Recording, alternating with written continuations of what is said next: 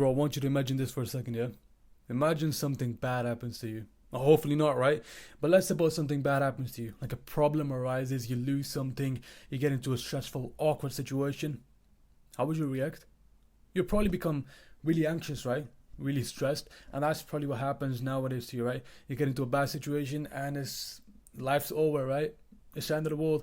You feel really bad, you feel frustrated, you lost something, you lost progress, you go into the gym, you're not seeing progress, you lost your job, something bad happened, right? How would you react? Now, okay, just keep that in mind, right? Before I move on, I want you to think about how would you react if that same thing happened to your friend. Let's say it happens to someone else and you're giving advice to them. How would you feel? You wouldn't feel stressed, right? Stressed, like you'd be like, all right, you have a problem. The solution is so obvious. Okay, you lost a job. Okay, you can't do anything about it. Now just move on, right? Okay, you lost something. Let's say, okay, you lost a valuable, right? You got into a stressful situation. Something awkward happened between you and your family member. Okay, try to fix it. It's over now. You can't do anything about it, so just move on. Like, it's so obvious. Like, why are you not doing it? It's clearly different, right? That just proves that the situation that arises, that the problems that arise are not as stressful as they seem. They are not really what they seem to you. So how do we stop caring about things that are unnecessary? How do we start seeing things for what they really are?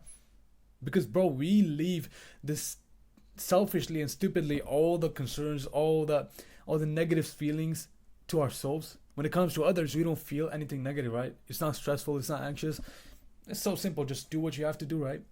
But when it comes to us, oh no, it's the end of the world, bro. I'm going to be telling you exactly how to overcome that in this video, bro.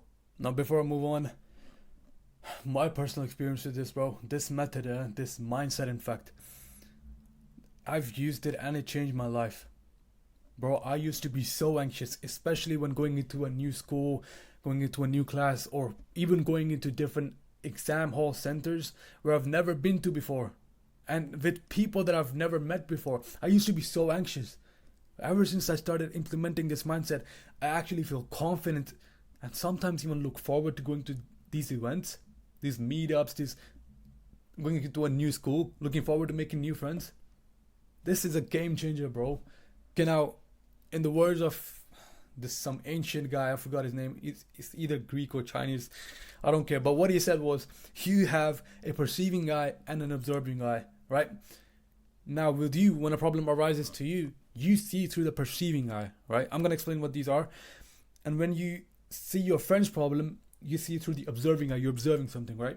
Now the perceiving eye, it brings its own misconceptions and misperceptions. It brings its own issues into the fight. It makes issues seem like major setbacks. It makes things seem more than what they really are. And the observing eye is calm, is collected. It sees the issue exactly as it is. It's clear. There's you know what to do. It's not that, oh, it's a major setback, oh, there's something awkward happened, what can you do about it? Nothing, so just move on. It's clear. There's no misperceptions, there's no distractions, no exaggerations. And the observing eye is what you need, bro. If you want to get rid of anxiety, you want to know how to clearly just move on with awkward situations or with problems that arise, how to see them for what they really are, you need the observing eye. Now this takes practice, of course. And because it takes practice, you need to forcefully, bro. Why? Because you've been so used to, for your entire life, seeing at your own problems through the perceiving eye, that now you need to forcefully view things from the observing eye. For example, with the gym, right? You're feeling anxious going to the gym. You're like, oh no, why they would judge me, people would judge me, I feel insecure. That's the perceiving eye. It's making something seem more than what it is. And now if you see it through the observing eye, you're like, okay, from the eyes of some other observer, right? The observing eye from the eyes of some observer. It's just another beginner come to the gym. I would appreciate him. I'd respect him for trying to change his life. Like, why would I judge him? I would judge him only if I'm a beginner or I'm a loser myself, you know what I'm saying? I wouldn't judge him because I started at the same place that he started, you know what I'm saying? Like, why would they judge me? That's the observing eye. The observing eye is, okay, a bad thing happened. Oh, I had an awkward encounter with a family member or something like that. What can I do about it? It's over. Move on. This has saved me from so much stress. I swear to God. Like I mentioned before, going into, for example, an exam hall center, right? You go into a different exam hall center. I don't know about you, but for my school, it was that case. And you're with people that you don't know, you're feeling really anxious. I said to myself, listen, remember this, bro. Don't let the external environment influence what's inside you, bro. What's inside you, it cannot be influenced by what's outside you. You know what I'm saying? The reason a boat stays afloat is because it does not let water come inside it. So if you start letting the external influence intimidate you, that's when you've lost, bro. You gotta see it from the observing guy. Some other sort of sitting there, he's feeling anxious himself. Why would he feel like negative towards you? Why would he have negative emotions towards you? It's just a perceiving eye making something seem more than what it is. Oh, something bad happened. Oh, it's okay. Yeah, I broke my phone. Oh, literally, bro. It comes to that point. If you keep practicing it, that literally if your phone breaks, all right, or your screen stops working, like it's a big thing for us, right? Because we're addicted to our social media and all that. It happened to me. My screen stopped working. I was like, oh, okay, whatever. I'll find a solution. If I can, I'll get it fixed. It is what it is. I can live without it. That's the observing guy. The observing guy only sees like a phone with a screen broken. Like it's just physics. It's a little phone, bro. That's it. Just move on. Wait until it fixes. That's the observing guy. It saves you from so much stress.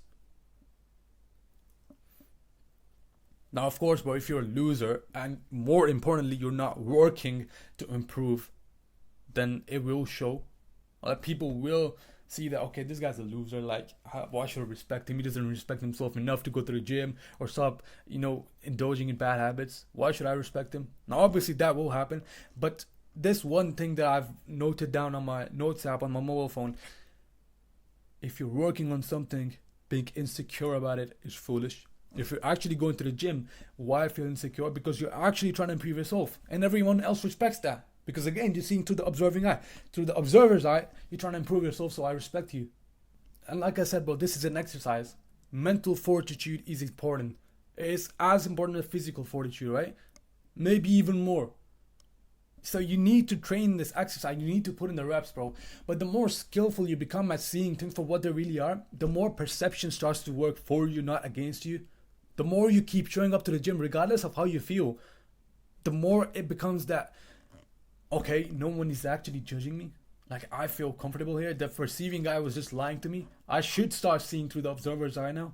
The more you start to treat awkward encounters, for example, like someone was really harsh to you in the street and you're thinking about the whole day, that's the perceiving eye.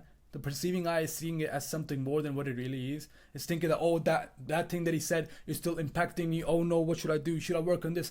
The observing eye is like, okay, if you're working on something, being insecure about it is foolish. Let's say you've got small calves, right? And someone made fun of them, something like that at school, right? And you're like, oh no, I got small calves, what can I do? The observing eye is like, okay, he said it, it's not impacting you right now. What happened yesterday, it's got nothing to do with you today. Everyone's probably forgotten about it anyways, bro. So just move on. You got small calves, okay, but you're working on it. So being insecure about it is foolish, bro. So this is how you stop caring. This is how you stop caring and start living. This will change your life. The more you take a major setback through the observer's eye, it becomes minor, bro. Just gotta be smart about it, man. Take care, yeah.